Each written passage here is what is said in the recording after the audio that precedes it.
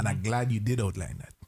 So in solutions right now, I want to talk about solutions right now. It's not an easy fix. Don't get me wrong. Don't make me feel like it's a 1, 2, 3 ABC thing that I'm getting to.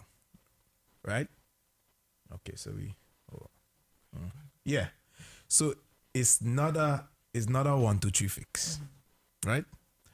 As you said, the reasons being, you grew up in a kind of neighborhood. Imagine all this. Yeah, it's like instilled in you. Yeah, it's instilled, and like for me, one thing I'm getting to, like, for instance, simple. It's very simple and appealing, because I know for myself, growing up without my dad per se being there, what happened for me personally is that I didn't, with a man being around, as a boy, you want to impress other men, right? That's for me personally. I don't know for others, but for me personally, I wanted to impress other men growing up, especially, and it was, and that those men, the limited relationship I had with my father, even just going to his office from time to time. I wasn't living in his hallway, and I saw him with his legs up, crossed in his office. Whenever he came by home and all that, I would do the same thing. I want him to see that I'm doing that. Right. I want him to show him with daddy watch, look at me. It's something about impressing my father or the man around me. Yeah. But that wasn't there much. So next, school, my classmates, the boys, the neighborhood fellas. Yeah. How can I impress them? No. Like, in my boyish mentality. But that is me being a man. I'm thinking, that's a man. If I could impress these guys here, you made it. I'm in. Yeah. I'm in. I've had some years of those same kind of... Right. So imagine that for me, like, on one hand, that it's a good thing I had good fellas around me. I mean, most of the guys around me were decent, growing up properly, didn't encourage me in the wrong, doing in badness and this and that. The only one thing I always say, well, being a girl was trying to impress them. That was one of my things. Like, when I came around and I had this girl, that girl, it was like a cut me, you the man. You know what I mean? You get you. That was one thing. But imagine now, in neighborhoods, certain neighborhoods, and the kids now don't have their father's one. And then looking up to the neighborhood guys. Who's raising them up now? The streets. The streets is raising them up now. You understand what I'm saying? And if you want to impress a gangbanger, what would you do? Yeah, pretty much. You're going to take the gun, you're going. Yeah. So my appeal, one of my appeal is to not just fathers. Right. Right? But uncles, men in the neighborhood in general, because pay attention to a home that the father is not there as well. If you are, if you just, I ain't telling you to save the world, right, it takes just one. Yep. Yeah. Sometimes it's just one. You don't know that one kid just looking at you in that form, and take an interest in saying, "Whoa, kid, why you playing? You in sports? You think you're doing real good, man? You're doing just these little words. Sometimes ask the question, how is it going? How things, just ask the kid, let him get a chance to impress you. Yeah. You understand? As a decent man in society, regardless of if he's a father or not, a uncle, a grandfather, a cousin, a big, So this is one of my appeal to men around the world. Anyway, listening on this live right now, in general, just one kid, if you could. You know what I mean?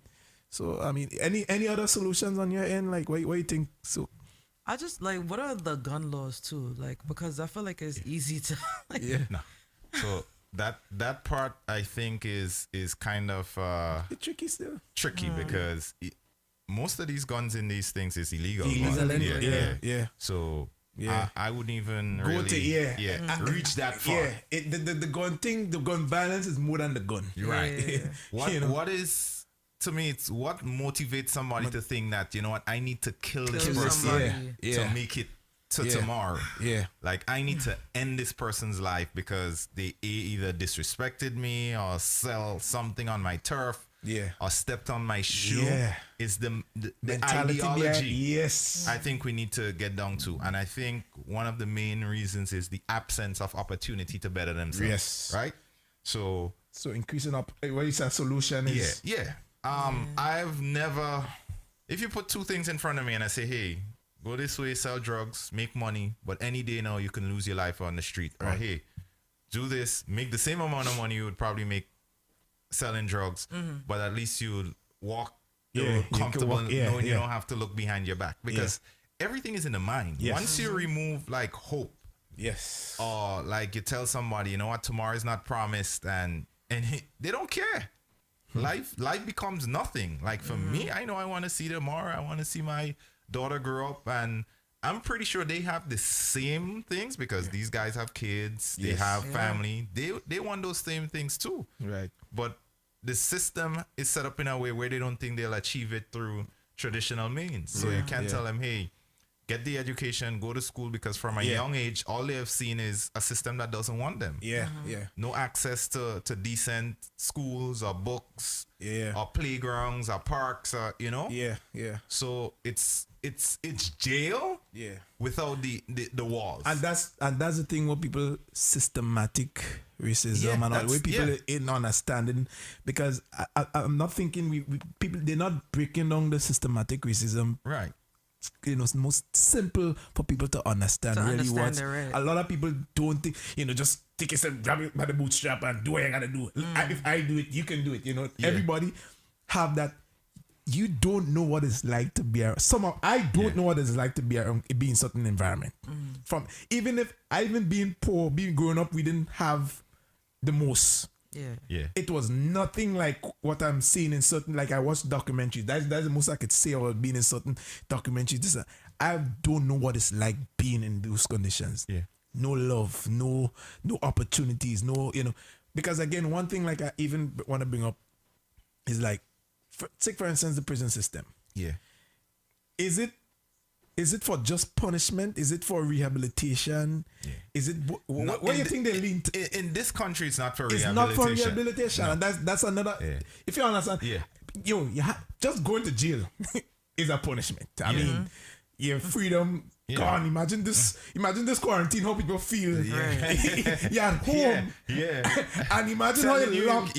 Telling you can't go nowhere. I mean, just the idea of going to jail, that is punishment in itself. But are they focusing on the rehabilitating part of it? Or no, is not, there not in this country. No. I think it's probably getting done, but not on a large scale. Because I seen one of these countries, I think it's Finland or one of those countries. When you go to jail, they don't actually keep you on lockdown, Right. I think 23 hours of the day you get to go outside. You get to learn a skill. All these things. Right. Good morning, Russian, sir. Good morning, Boris. Russian. Good morning, Boris. I'm going to be stuck for the next 2 hours. I'm just going to quickly just... Go ahead, man. Go ahead. Go ahead. Use. I mean, I could eat by the set. No. Go ahead. Go ahead. You work very hard. We was just talking in good lights about you. You do so. Yeah. You see, I'm trying to focus on that they seen you, right? Yeah. Priscilla's camera. Yeah. Yes. Anyway, it's the roll, okay? So, Selector Bees, good morning, my brother. Hey.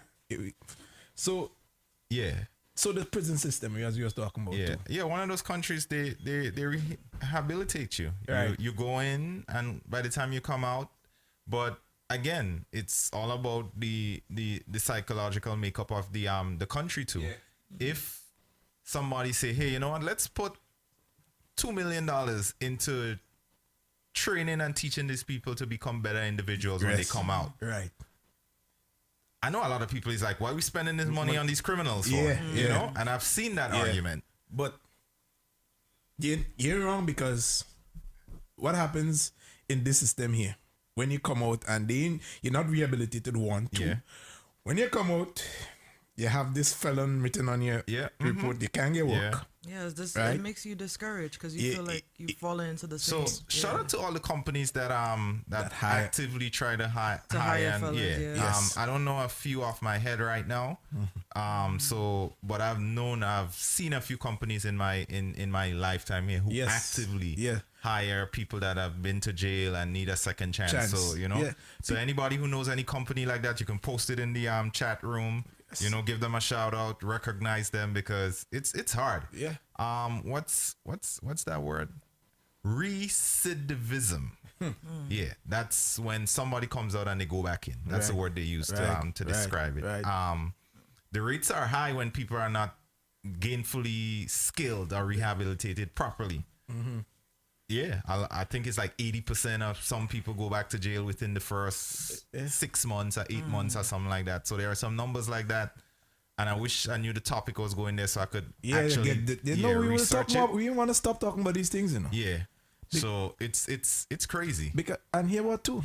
Here what another documentary I was watching on HBO the other day, and we have this prison system that it rewards the wardens and them for each bed they fill. Wow. They were getting $22 Wow. for each bed. So Wow. you want to tell me if this person is motivated, and guess who's filling up that prison? Mostly Yep. African Americans in that area was filling up that prison. Yeah. And when you hear the stories from the guys, what they get locked up for, what the trumped up charges they get, because even though they say the quotas don't exist, the quotas do exist. You understand? So I want people to know if we do away with these things, I believe it's a long process. It's not easy. There are some people who just forever and ever they may not change. That process is at least 3 generations. Yeah. It's way back. Yeah. It's way back from the time they abolished slavery. They know what they were doing with certain with certain laws they put up in place. Imagine and then the vagrant laws. I never realized there was this. You come out of slavery, and they put this law now that if you are a vagrant, imagine you don't have no places, you don't have no work here. Yeah. If you're a vagrant, have no places, you get locked up for that. There was a law. What? Yeah. There was a law, a vagrancy law. So now legally they They can just take you now and know the prison, have you work just as hard as slavery. That was just after slavery, right? That was during the Jim Crow time. All these things were happening. You understand? So it's incentives for a lot to make.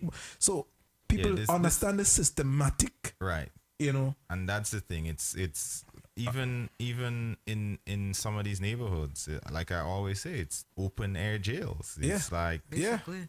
they make it so hard for you to get out because everything is stacked against you, and people like to say, "Well, this is America, hard work." And, but it's not easy. It's not. When I first came here, I used to be.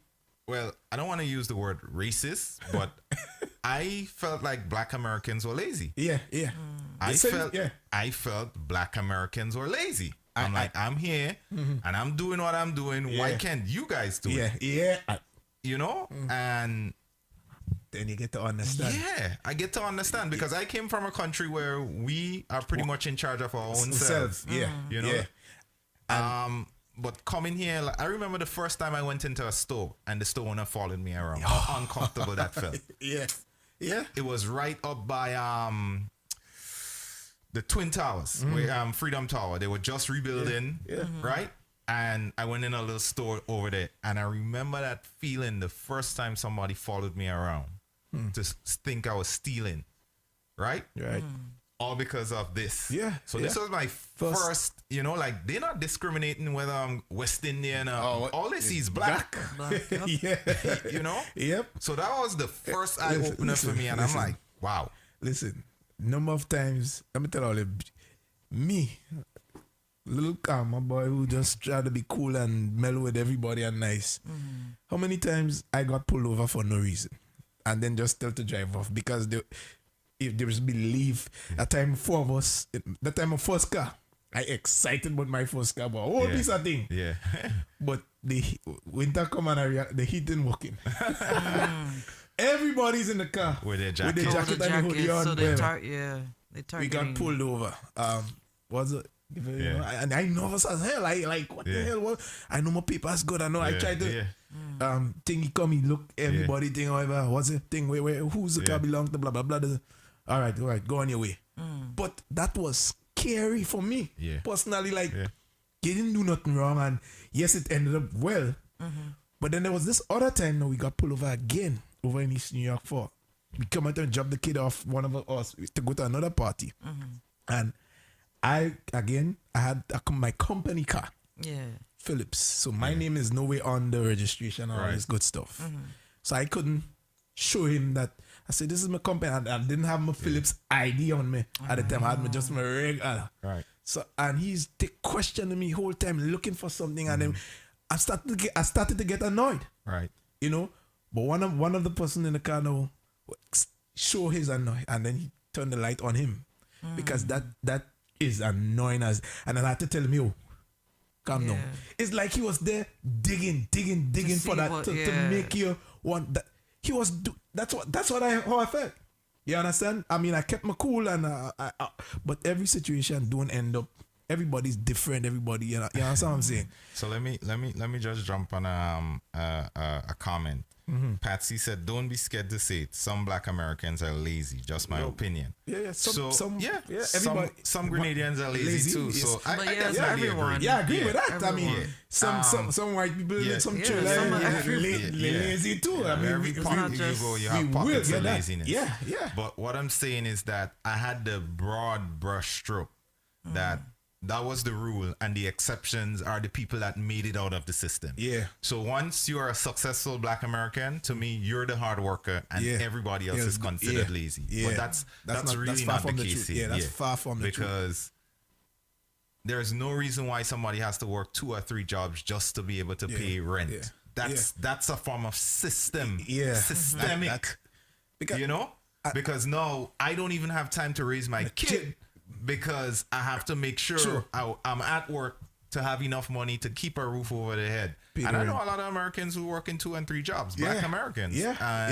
You know, so I wouldn't broad stroke it with a broad brush like that. It have a lot that don't want to do they stuff. Don't care. You know, some of them know how to work the system. They grew up, and again, they grew up in that. Exactly. They grew up so in that's that. What they learn. They think this is the way. You understand? Yeah. But just the same way, you feel you think the most Black people are on welfare. You think when you get the numbers, who on welfare? Who take people? They just make it look like we the most using welfare. We the most using the government checks for. It have it look like that, but it's not the case. Yeah. The statistics say otherwise. Yeah. You understand? But we so like if we just focus Black and Black, this and that. Well, it's like that. They have us believing that we, you know. We are the problem. You know, so solutions, I believe, as you're saying, that whole system, I know what the Black Lives Movement is about. They're trying to change that system.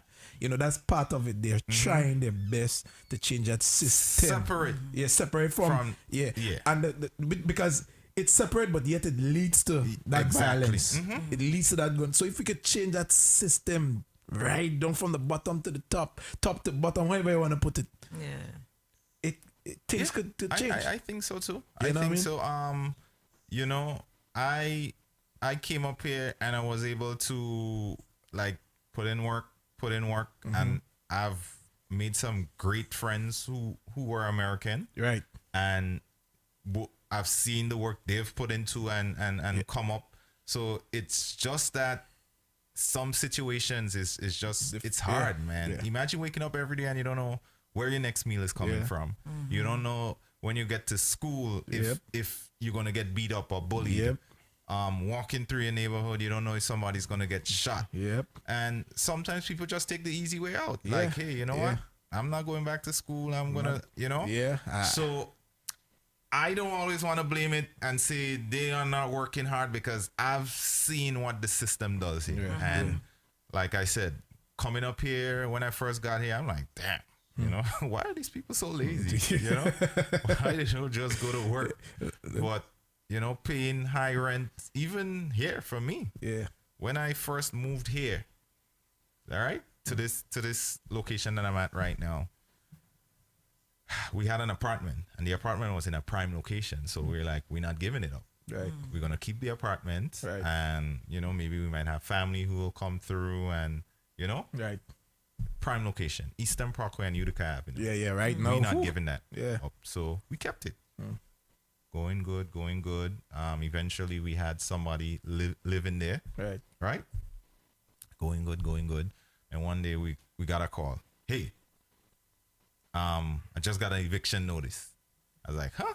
It's like, I'm paying the rent every month, clockwork, I'm not even having to send it out. The system just bah, bah, bah. So I'm like, I'm good, confident, right? So at the time, we had lawyers. So we got a lawyer through Alicia's job, my wife's job. Right. And we stepped in court mad confident. We paying the rent on time, Right. we good, and nothing happening. Yo, these people were trying to take the rent. I think it was like $1,400 for a 2-bedroom apartment, had 1.5 baths, nice size kitchen on Eastern Parkway, from $1,400 to about $3,200. What? Yeah. So what had happened was that the building was supposedly rent subsidized. Right. So we were paying like half market rate. Right. Yeah. Half market rate. Wow. And the building got sold. But the original owners had a rent abatement deal with the city that expired the year before we moved in. So technically, our rent shouldn't have been that low to begin with. Right. Right? Technically. Yeah. Now, the new owners came in and they're like, we're not bound by that agreement with the city because we bought the building and we didn't get no, abatements or anything. So we're going to charge market rate. And the judge said they're legally within their right to do that. So And imagine that. yeah, we gave it up because at that point it just didn't make sense. Wow. So that's how the system works against you. Yeah. Imagine I didn't have this here, like my home, my property. Yeah. Imagine I had to now start coming up with an extra $1,600 a month, right? just to keep a roof over my head. And they're telling me it's fine. Yeah. This person has a right to do that. Yeah. That's what the whole system, top to bottom. Yeah. A judge So, saying in his heart. Yeah. And so like, forget heart, forget everything. This is what it is. And this is tough, yo. So imagine now somebody has to go get an extra job now to cover that. To live. Because where they're living is close to the school or it's close to their job or everything just convenient. Things like that messes with your mental, because and then it becomes that cascades. Now, let's say the person said, you know what, I can't do it. I can't pay this. Now they have to move to an outer neighborhood.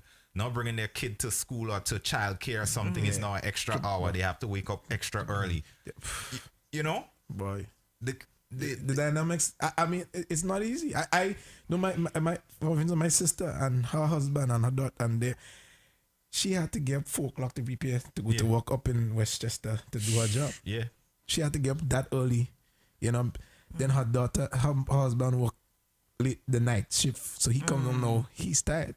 Yeah. So guess what? When she comes home, they're basically exhausted. Both of them. So how would they really go in to her now and really take care of her that way? That to raise her, that to give that love, that. And she basically took, like I always say, I mean, she took care of herself a lot for as a kid. She was by herself a lot.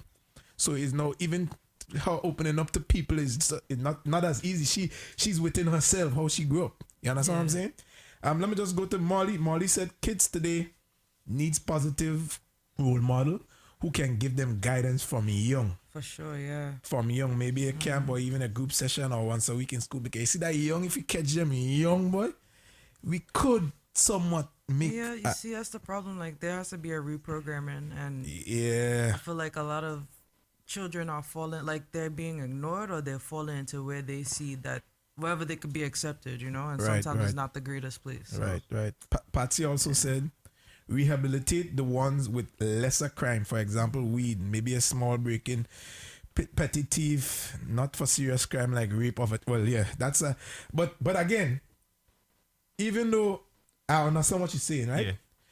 But that person is not going to serve the rest of their life in prison, right? Right. So that person who commit that crime or maybe rape or murder or whatever. So should we not focus on rehabilitating them too, because they're gonna come back out? Right. Should we not try? Yeah, we should try. Especially harder with somebody like that too. I ain't disagreeing, but because that person to me is a scum out when you can especially rape a child, boy. I would want to take you out. If I come in on the moment as a parent, I see you. Yeah. I'm in the moment you're there. You're gone too. Yeah. I'm saying that even I fully agree. In the moment, if but if I ain't catch you, I pretend and you go to jail, and then you serve your time. You serve your time. They tell you 15, 20 years, and you do it. Are you coming out with those same thoughts? Yeah. Even though they have you in the system, whatever. But were they rehabilitating you to the point? Were they giving you psychological help? Were they giving it to? I don't know if you can fix it. I don't know. I'm not a professional. I'm not there in that position. You understand?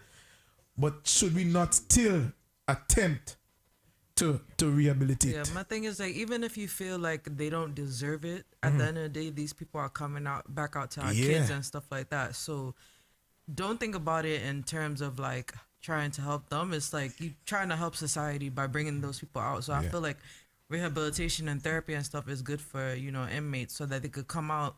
Not everybody's gonna come out like wanting better, but at the end of the day, these are people that's coming back into society. Yeah, you're right. Kitron says it costs more to keep someone in prison than to have them outside working. So some of these prisoners go in jail and come out looking for the Hulk. However, I guess I understand what I mean? Trying to get it one time. Don't. Let me see what else. Let me see. I want to know on solutions. You know what I mean? Come on, I said the same thing. I'd even want us to go as far as to not employ some because of that. Oh shoot, I messed with what he was talking about. Somebody asked just to put, where Roshan? He's here now. Good morning, Y'all boys. didn't get the memo? Good morning, boys. Y'all didn't get the memo? No, they didn't get it. 7 o'clock is the new 6 o'clock. Good morning, Patrina. Good morning. Good morning, sir. Good morning. Imagine you're a very hardworking person doing your 9 to 5 and you go to a party and you see someone that is on welfare spending more than you in a party. Yeah, but well, that's exactly what's happening right now with this corona thing. Come on, answer. Come. Yeah, sir. Go ahead. Yeah, you might go. You see, those things always kind of. What does it matter? Yeah.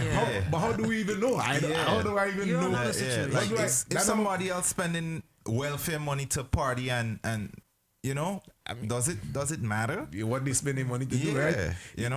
Like for example, I know like certain people spending above their means, because I used to work in a financial institution, so I knew some people financial situation, like based on what they buying and the structure of their overdrafts and stuff like that. I know they're living above their means. But that don't matter. That shouldn't matter to you. Yeah, I mean, but I understand the horrors and people, like, you feel like that's your taxes. People have a feeling like, that's what, again. Yeah, that's what people feel. We get mad at these things. But look at what the country is doing for billionaires. Yes. Yes. Be more outraged about that than some poor person spending our wealth. Some people, like, I don't know about all there, but like me, I don't really party in my free time because I do it for work. But since like quarantine and being locked in for 3 months, since quarantine opened back up, they see me outside a lot. And we're working. And even when I'm not working, like I've just been out a lot lately. And for some people to say, well, you can't go party because you're on unemployment. Well, sometimes the party does feel like a little getaway. And you need it for like a kind of spiritual, mental kind of a mental way to just go and enjoy yourself and think. So for you to go and say, well, how come so and so go and party? Well, it might be good for their mental health or for everybody have what it is. So if I'm on unemployment, should I not go have to the a club? Good time, right? Enjoy yourself. And again, at the end of the day,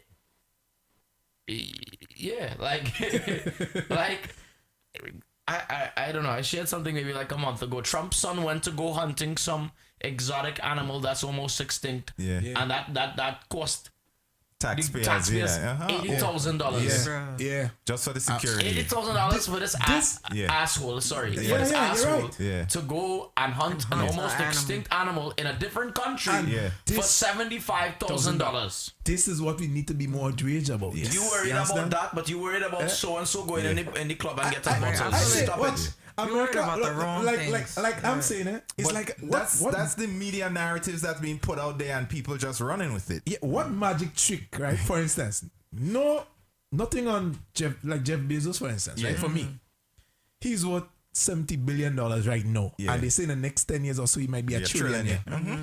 What magic trick? Like, I get that you start a company. Yeah, I get that you.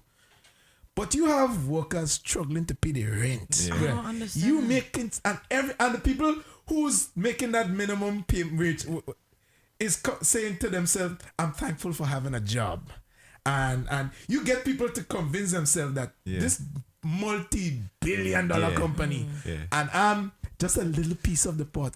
Let me tell you what America peddles: exceptionalism. Right. This person is exceptional because he started that. Because he's the one with all the brains and he's the one making all the money.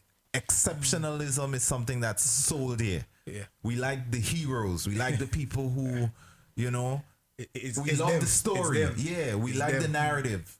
But what they don't understand is that even behind Jeff Bezos, there's a team of people that's making that happen. Exactly. So I say, it's too far apart to me to say, well, okay, I started it and I was so much more than everybody else. What's even crazier is Amazon's tax bill. Nothing. Their tax bill. So why am I worried about somebody spending like one welfare recipient could never get more than probably $20,000 a year or something like that in benefits. So let's even say 50. Yeah. Let's put it there. $50,000 a year in benefits. Yeah. And we have a company like Amazon. One man is worth $70 billion or more. And we not not paying a dollar of federal taxes based on these guys have teams. Yes. Like they have offices of people that's coming in every morning to beat the system. Yeah. Take this write off. Take that write off. Yeah. Lobby that. Go in Congress. Give them $10 million for this one campaign and make him change the law. Yes. Right? Yes. We don't get outraged at that. Right? He's a hustler. He's doing, he's the American dream. But when me, the little single guy, figure out a way to beat the system, stay on welfare and make money, y'all mad at me. They come because I got $40,000 out of the United States of America. Yeah. You mad at me because I went to the club and this guy has a yacht the size of the size of a small steak. and I'm not hating on success and people. I'm not hating on success, but I just feel it's the wealth gap, for instance, is a huge problem. That trick that thing they play in the Congress and them they making us feel like we wrong for bro. All these things is passionate to me because I worked in a bank. So I see a lot of these things from the other side. Right. Our priorities as minorities misguided sometimes? Hell yeah. Do we spend more than our spending power is way more than our size, the per capita. I'm sure if you find out how much black people spend on consumption versus other people of color, and we spend a lot. So we have a lot of things to work on. But those little things where we just looking at each other exactly and saying, well, and to the person who made that statement, this is not on you. This is just a discussion of the whole, the whole situation here is that the media send out these narratives and we keep hearing it and then we start believing it. Channel that rage elsewhere, because they're raping the system with look at the money that we just got the other day. They know they don't even have to to say that they got this and how much once you hear we start making money, I'm ripping it too. Unless it's changed. But I'm taking full advantage of it just like these guys. But it's messed up. Yeah, it is messed up. It's messed up. Some of these guys taking $1 in salary and then all their compensation is in stock options. You want to know why? wealth, like salary, is taxed at 40% once you get that high. Capital gains is taxed at 15%. Yeah, 15. So if you take 90% of your salary in stocks, once you realize that and you sell it out, you get charged 15% versus 40%. Yeah. So yeah. We can afford to do that. So Jeff Bezos, you think he's spending money? No. Amazon is covering all these business expenses. Yeah. So he takes a flight, business expense. He goes there, business expense. Right? Okay. So now he don't need to spend his money. He don't need income. The company's covering everything. Yeah. And then when he takes his compensation, it's in stocks, I think. And that's generally what those CEOs do. Listen, and a bunch of write-offs, a bunch of things that they get away with putting in their children name for the what you call that fund that trust fund? Yeah, trust funds they get away with Even the estate tax, these guys were trying to fight because they were saying that when the wealth is being passed on, they wanted to, I think it was like 20% or something. Now they're trying to bring it down to 10. You know, there's a lot of things going on. And you know what? Lobbying again. Yeah. These guys spend money to put in politicians' pockets and say, hey, this is for your campaign. Who you think these guys are? And you know why it's important to talk about this? You know what for me most, like when I read up on the revolution in Grenada? Yeah. Before the revolution, it was basically one group benefiting. Yeah. Even in Cuba. I know was only one group that was benefiting, that was getting to go to school, everything. There was one group. When the revolution, Morris Bishop and them, they came after the revolution. When opportunities came, work, like the employment rate went down from 50% to like in the teens or something like that, right? The half of you, everybody was working. People were making money. Kids were going to school. Everybody got an opportunity to go to school. The hospital, everybody get free health care. Now you want to tell me you in that mind frame now and you feel like you get an opportunity. You think you when you want to go and sell drugs or pick up a gun. Right. Because opportunities now, you have an opportunity. So now if you do them thing now, I can watch it and say, and you go and choose something else. I can say, man, you have this option and you're going to choose this, bro. I can you have. But it's hard to say when you don't have these opportunities. You understand? Go back and read about these revolutions and stuff in Grenada, 79 to 83, how Grenada was prospering and all this good stuff under the revolution. I ain't saying everybody was liking it, but the majority of the country was benefiting through the revolution because of these things. The welfare, the wealth gap was, you know what I mean? What's the stat here? The top 1%. Of the richest people in America has 90% of all the wealth in this country. Yeah. Wow. Wow. No, that's it. That's all I have to say, Russian. You guys have a very good thank you. good morning show. That finance is kind of I love that. touching for me, and that's. Go ahead. Young Image said that he feels he deserves an apology from me this morning. Okay. So I would like to apologize that you didn't get the memo that 7 o'clock is the new 6 o'clock. Image, don't accept that apology. Hold on. Let me ask one thing before I get off. Kitron George, he said you're condoning welfare. You can't compare.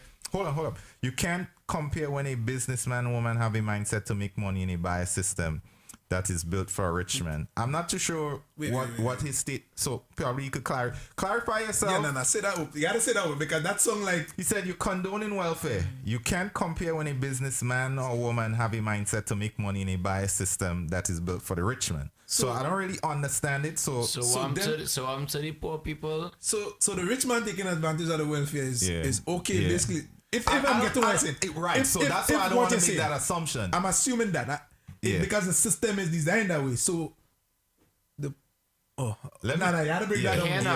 Don't let that one go. So let me talk about. Don't let that one just. Let me just say this because I haven't heard my voice enough for the day. It's too early and I haven't said enough words. Go ahead. Here's the problem.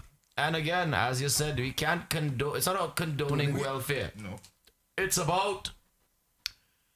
Yes, you can get vexed with the rich people for abusing, neglecting the system.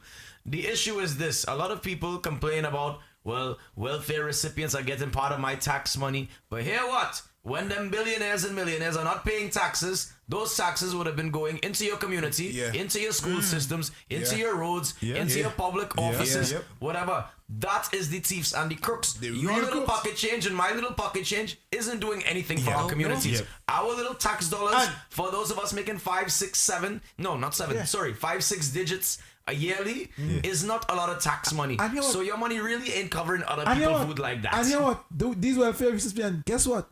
It goes right back into back. It goes right back into the community. You're getting more use out of the welfare community. Into you coming and partying, into me being having a party, into me doing this. Because people on welfare think they're saving. They're the ones. They know that they're the ones that they can. Whatever they get, they spend. Right. They go back. They go back. Even though they get the taxes come back to them.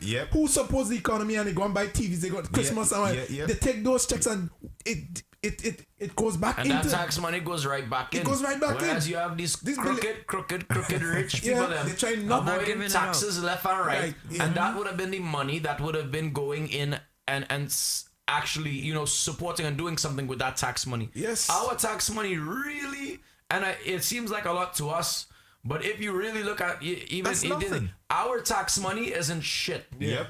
And I'm sorry I cussed him so today, but it's like I really like that is something all you gotta get vexed. You can't get vexed with the poor people who need something to survive. Right? Yeah, some of them are abusing the system and things. That always happens. Your tax money really isn't doing that much for them. They're not doing that much. All of you is contributing a couple of pennies a month. You want to get vexed with somebody, well, let's go get vexed with the rich people then. Who get just vexed with the politician who does take payoffs.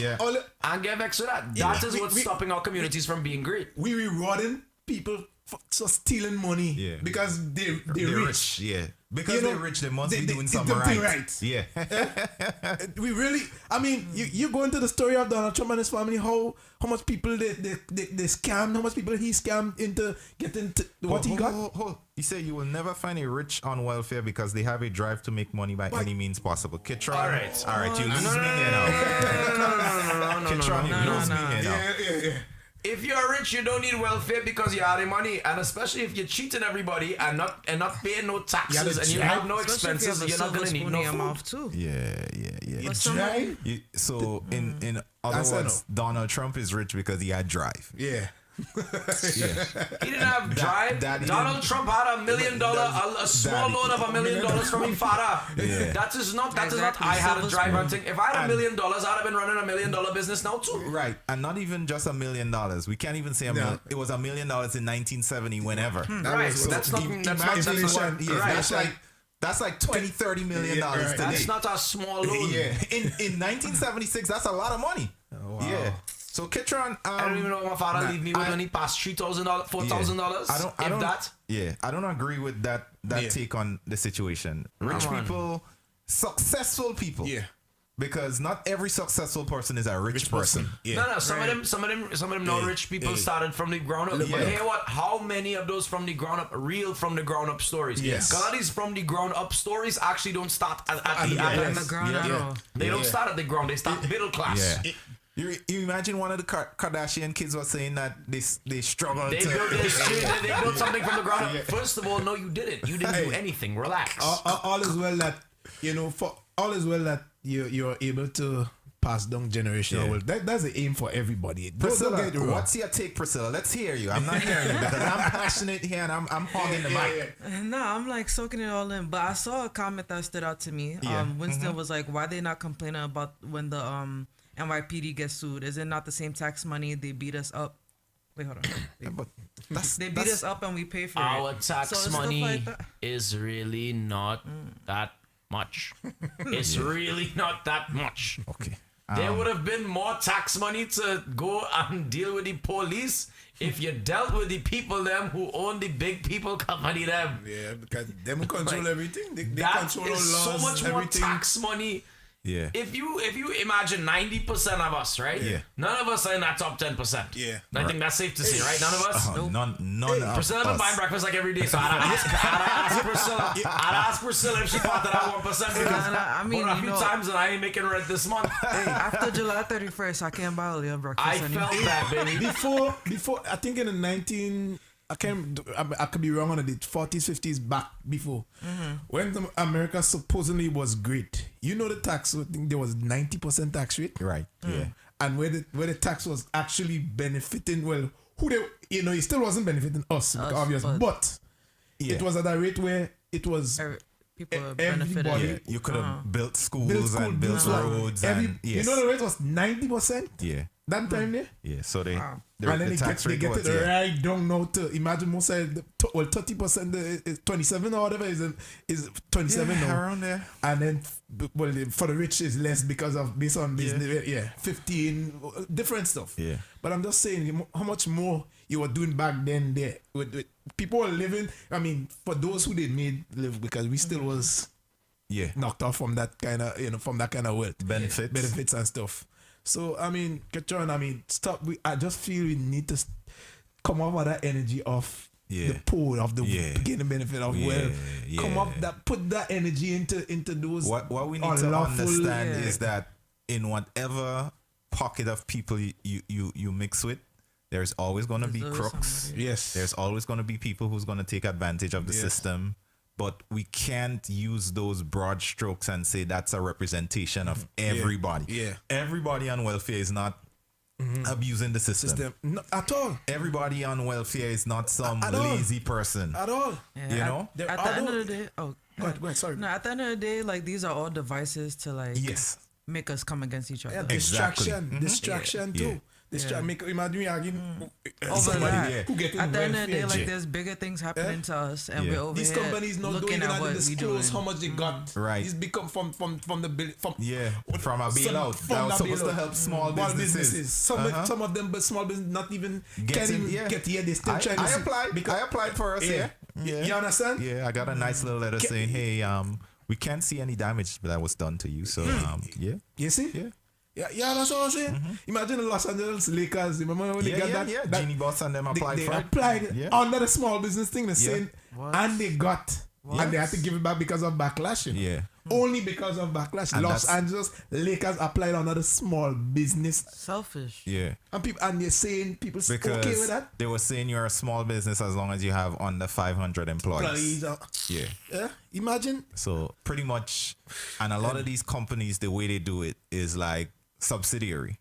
So you could be John A company, which owns John B company, but John B is a separate company owned by another company. So if John B has, let's say, 499 employees, and John A has one, it's still 500. Yeah. So technically you should be out of it, but because it's two, these two companies gonna apply for it based on some of the criteria that these people posted. Yes. And believe you, when the people that's writing the rules so get people to qualify for this, the big money guys is coming and telling them, hey, Mr. Senator, I donated, $10,000 to his campaign, and that's gonna help my business. So they know how.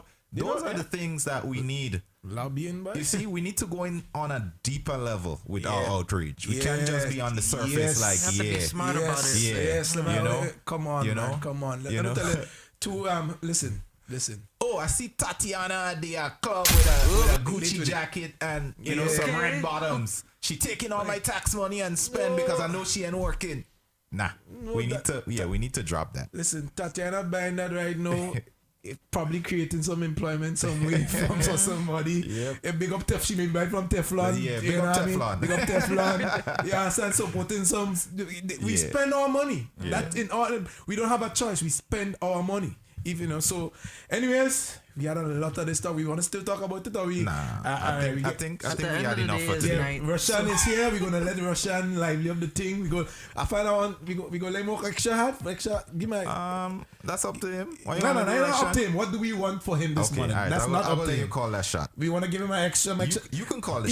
Imagine getting punishment to do what you love. Imagine we giving him a punishment to do extra in what he loves. Play more music. Let me see. Yeah, we could. Yeah. Like play more music. The Mad Mix is gonna be a little longer. Yeah. Wake up. Let go. Wait. Hold up. 1 second. When do we do this? Turning in the islands after his his mix? Yeah. But we can do it in. Okay. All right. All right. Good. Okay. Because he has more music to play after Trinidad and Ireland. So all right, so Russian, you got the stage, brother. Yes, sir. All right. There we go.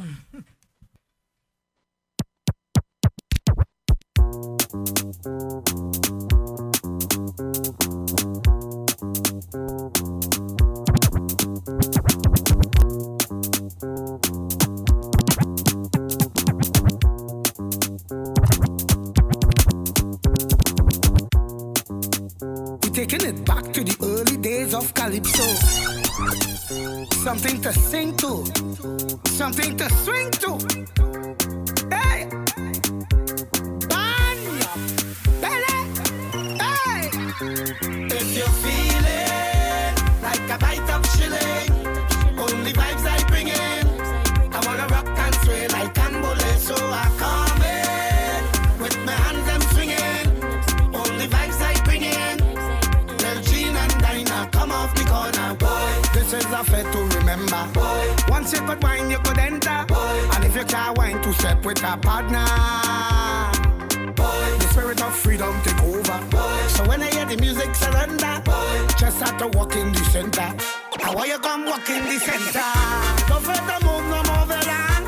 Show them you know it's Kangalan. Get up and shake your bambalam. Get up and shake your bambalam. Bring it back here like boomerang.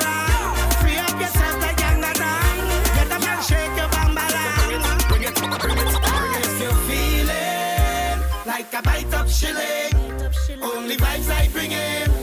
I wanna rock and sway like Cambole, so I come in with the hand I'm swinging. Only vibes I bring in. Let me do it today. Let me do it today. And I'm sure to see you tomorrow.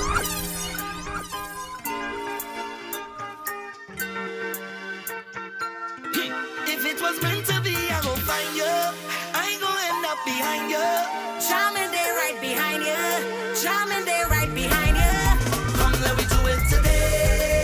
Let me do it today. And I'm sure to see you tomorrow. Don't tell me about tomorrow. I need it today. I will take it today. I ain't sure to get that tomorrow. What is it doing when you get this ching chong, ching chong? I don't know, no. What you could do when how you could deal with all this magic, magic. When I make that bumper flick, dip like this. I mean, no liar. Can you make me higher? I would drink champagne over fire. Can wine and burn my desires, no. It's not the usual, so don't get delusional. Cause you never know.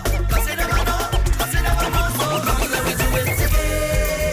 Let me do it today. And I'm sure to see you tomorrow. Let tomorrow deal with tomorrow. I need it today. I will take it today. I ain't sure to get that tomorrow. Today's a long day. Darling, I need your company. Baby, you're just so good to me. Come lover, come make love to me. All I can say is so nice, boy. Oh, Lord, so sweet, eh?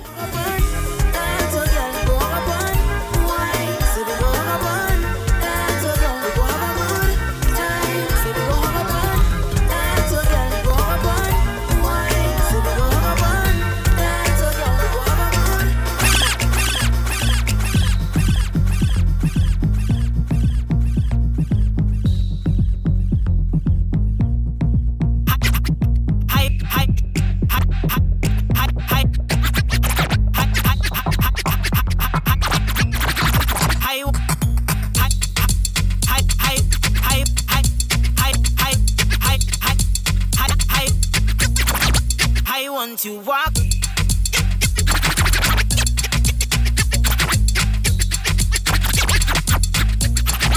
I want to walk out. All them body girl away you walk out. Kill them with confidence and walk out. Bubble to the front diplo and walk out. Take on your sexy start to show.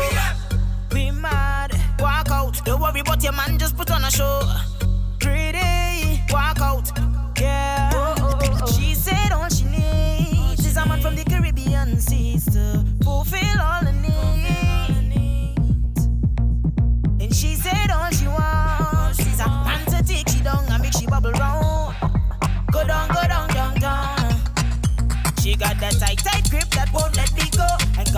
secret, she won't let me know. Every time she moves is a different flavor, is a different kind of flow.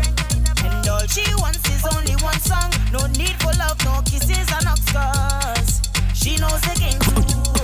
Oh, so if you could wind and start to show me, take it down, let me know if you could handle the work, girl. You could handle it. So if you're ready, start to pause. I want you to dip and go down low. Show me what you can do. Girl, your ship so nice and sort out. I couldn't even get a tattoo. Enough man not turn round them head when you pass out. Enough girl a vex out them man of your wine so it's smooth, girl, like a wire in your waistline. A feeling, a desire in your waistline. I love it how you walk it in my waistline. Let's make time, let's make time now. I swear I never been addicted to wine like this. But this pamper lad, it got me going crazy. Girl, set it from every angle so I can see the things you do amaze me. Hold on, when I girl away a wine and set on so good. Them a ball out murder, set on so good. Name just a call out, set on so good. Just for the one name, me said good. Show off, show off. Me said good, show off, show off. Bubble it and show off, show off.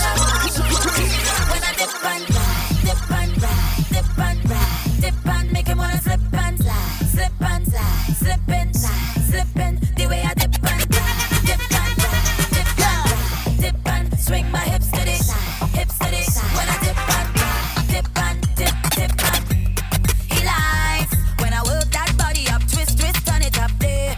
He likes when I ride, ride, giddy up, rough, rough, rough it up. Pressure on the right spot, make a blood vessel walk pop, non-stop to the rhythm we are rock. He beg me please don't stop. So then what I want? Trini girl back from we bar. Watch me perform. I was just getting warm, but now I'm ready to get on. Watch me perform. First I bounce to the bass from the speaker, then I pass a belly dance like Shakira. Then I turn around and get them hypnotized. When I dip and ride, dip and ride, dip and ride, dip and make you wanna slip and slide, slip and slide, slip and slide, slip and the way I dip and ride, dip and ride, dip and ride, dip and swing my hips to the side, hips to the side. When I dip and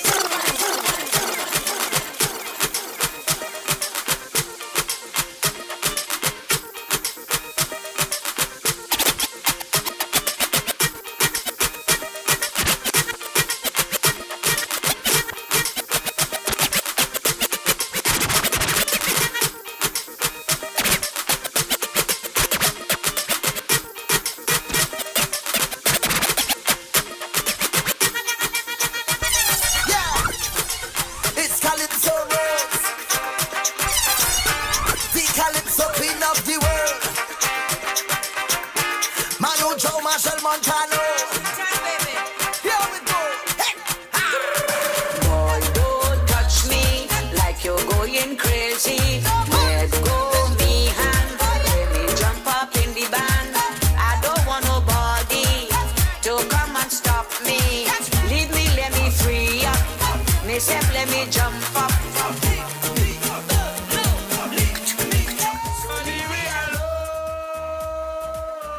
Where we go? So leave me